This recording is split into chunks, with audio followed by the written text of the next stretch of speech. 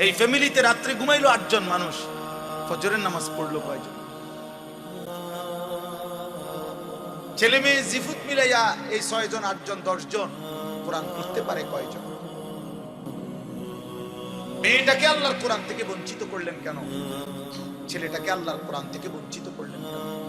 হুজুর অনেকক্ষণ বলতেছিলেন, আমি আইসাও শুনছি, আল্লাহর কোরআনের কথা বলতেছিলেন।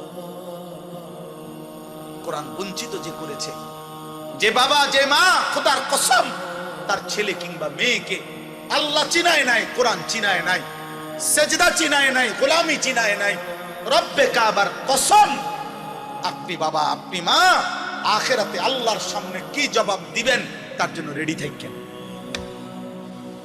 বিল্ডিং এর হিসাব নিয়ে যাইয়েন, প্রত্যেকে কবরে পুরা বিল্ডিং এর সিমেন্ট কত, বালু কত দূর, এরপরে মিস্ত্রি খরচ কত, সেন্টারিং এর বাঁশ আর কাঠ খরচ কত গেছে, এটি হিসাব নিয়ে আল্লাহ জিভুতের লাগিয়াই করছি, এই যে করছি 300 বস্তা সিমেন্ট, মোট 6 টন রড, এরপরে দিয়া বালু 30 গাড়ি, সিলেকশন বালু 2 গাড়ি, এই যে আমার ফুতের লাগে এটি করছি।